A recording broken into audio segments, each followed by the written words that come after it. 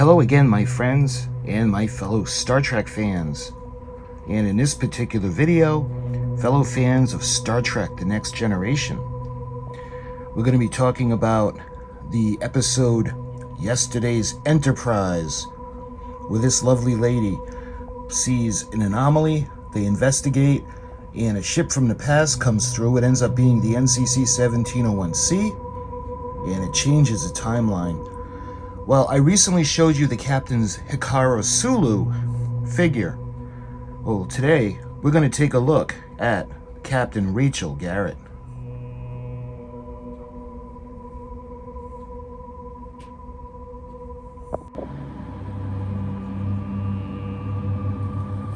Okay, so I present to you the Rachel Garrett figure, and this is from Nacelle Toys. Rachel Garrett, one thing that's different from the Sulu figure is the Rachel Garrett figure has two heads. You can see this one is when she's bloody, when the Enterprise first encounters the Enterprise C. And she's hurt, she's injured, she goes back to the Enterprise, and that's where she knows something's different because the Enterprise D is more advanced. And she's confused, and then Captain Picard tells her that she's actually in the future, that the Enterprise C had crossed over somehow.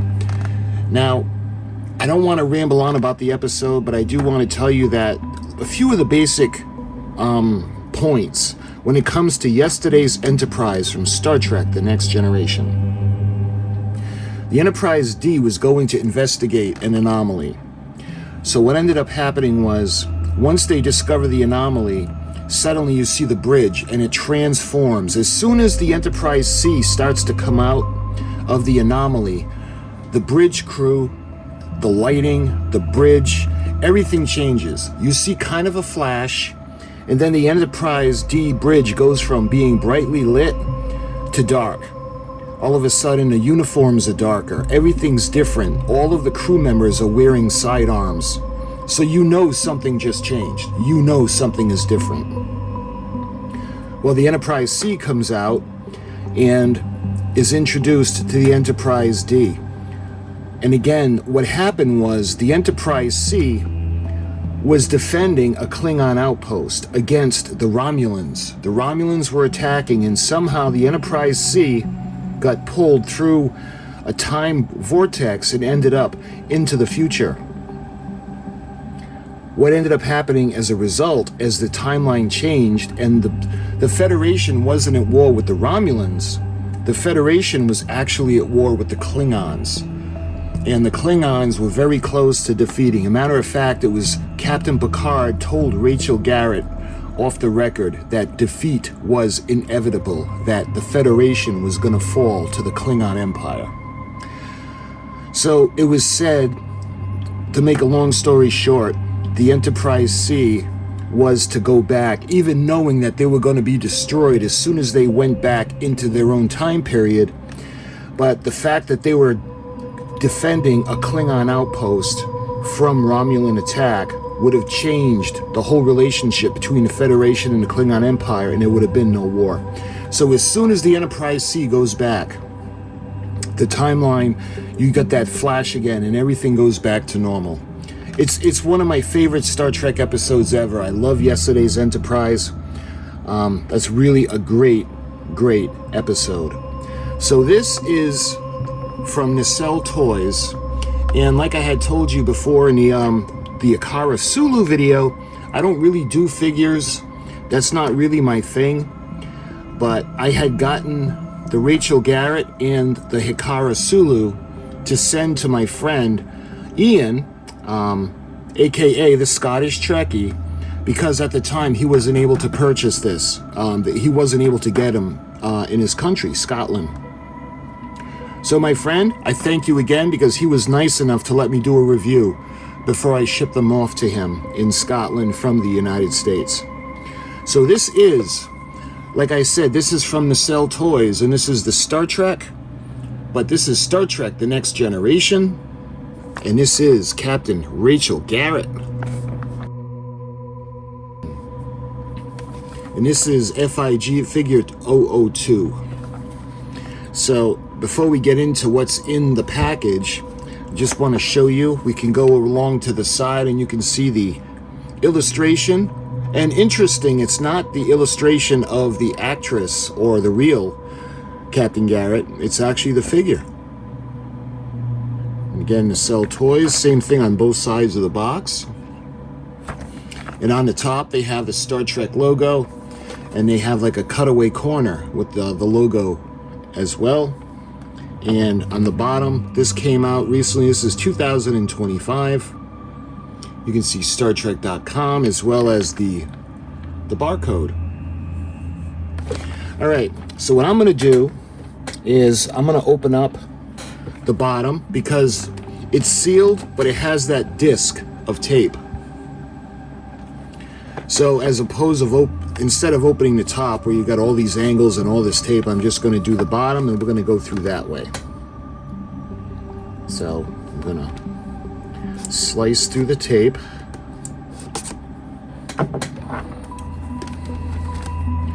And very carefully open up the flap. All right, we're gonna take the contents out and I'll show you the background like I did last time.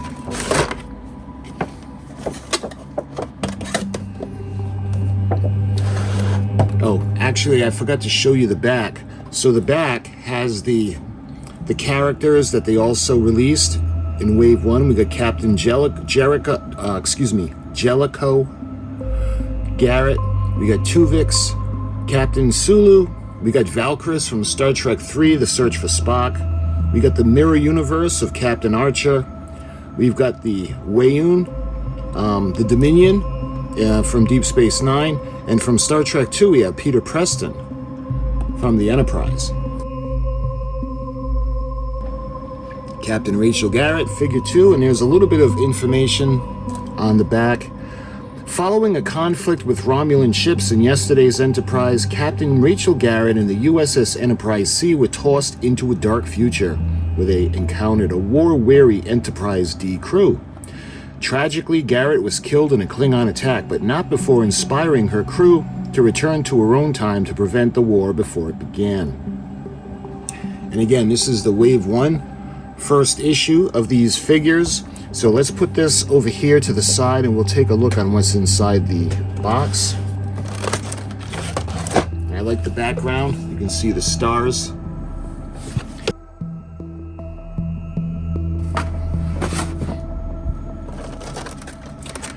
So the way this is held on, we've got that plastic tray, and I just want to peel off that tape along the sides. There we go. So this just lifts off, and this kind of holds everything in place.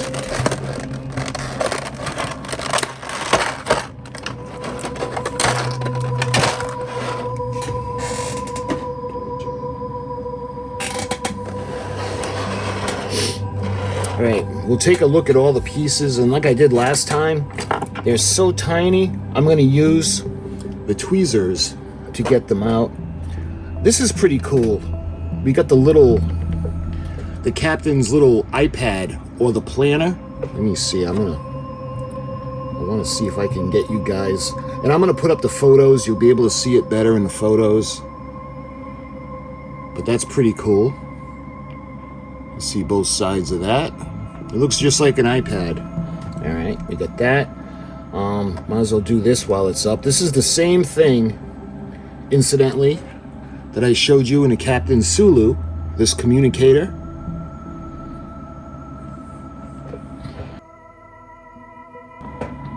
And we've got a phaser.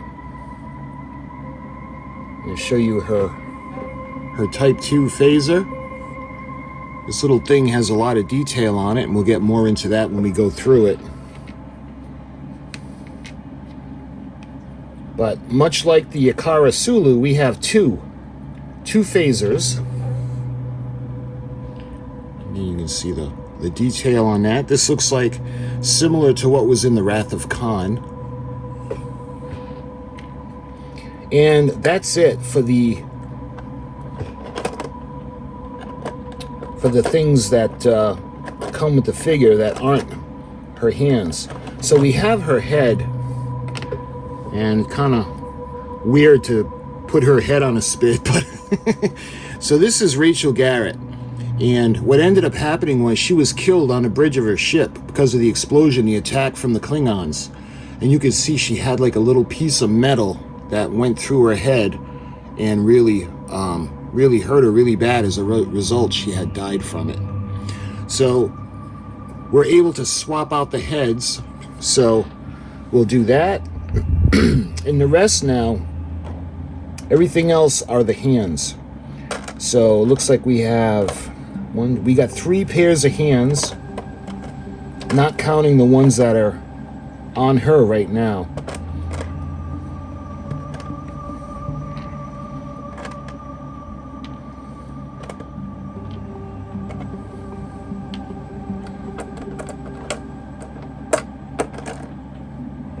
All right, so I'm gonna show you the first pair.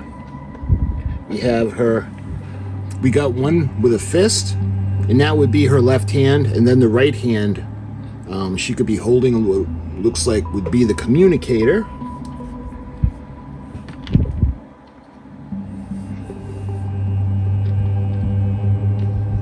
And the next one, again, it's a fist, but this time it's her right hand that's a fist.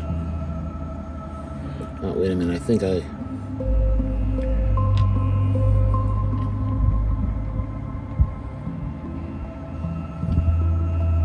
yeah, okay, I got the hands mixed up. So it's the left hand, the right hand is the fist, and this time it's the left hand that looks like it would be gripping something like a phaser or a communicator.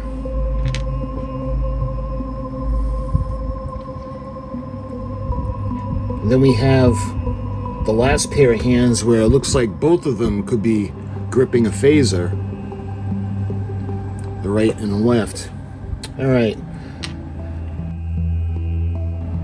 So that's basically everything that was in the tray with the figure. So let's go ahead. We're going to take the figure herself out. Let me put this tray to the side.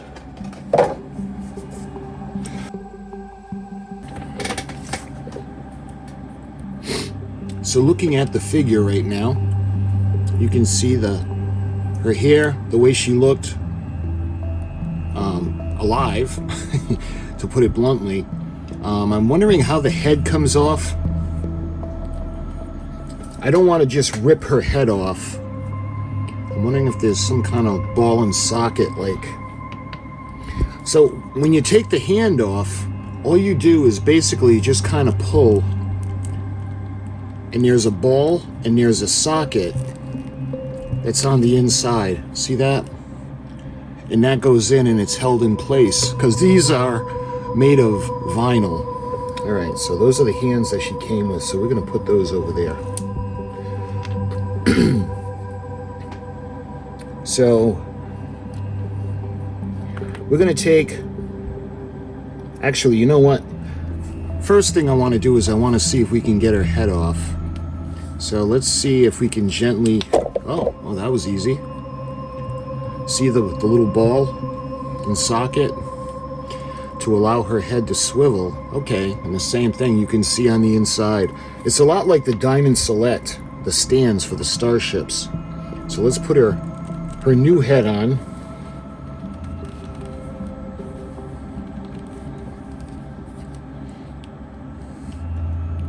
And by this point she was dead, so I don't really know the purpose of her looking around when she was dead, but you can see how it looks, and it does swivel and rotate. All right, why don't we have her holding perhaps a phaser in one hand. So we'll have her holding the phaser for more of her timeline.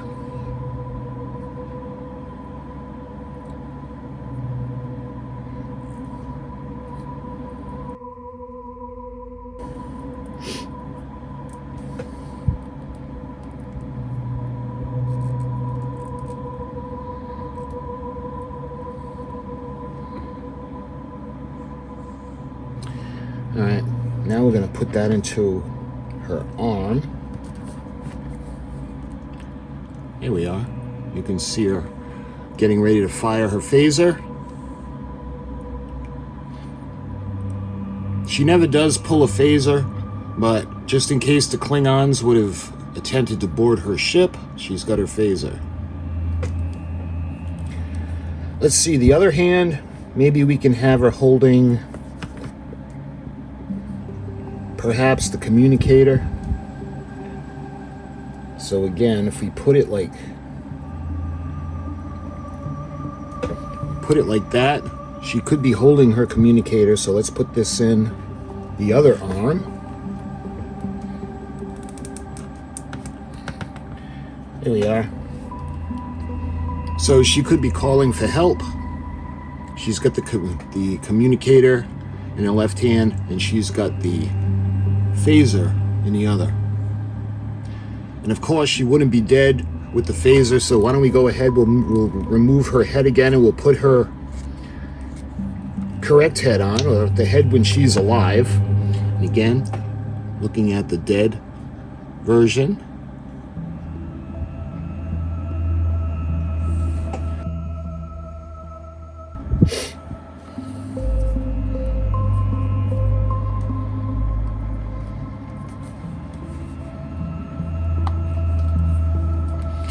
There, that's a little better, and that just kind of pops into place.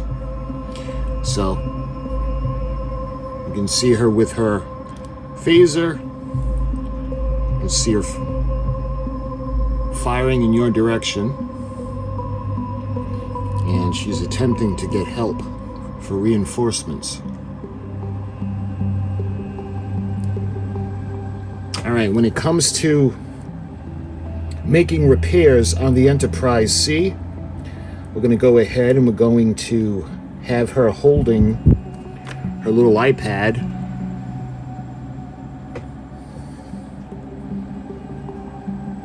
So let's see. I think she would require both hands for this because I don't see any of the fingers close together. Maybe this one.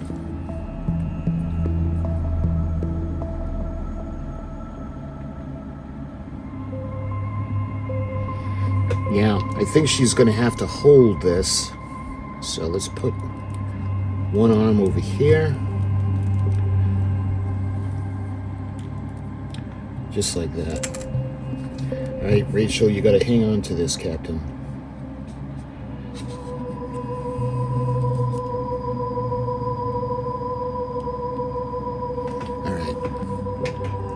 Yes, she's looking down. Yeah, well, you know, I'm not really into the figures, but I wanted to demonstrate to you guys how the head could be interchangeable, how the hands look,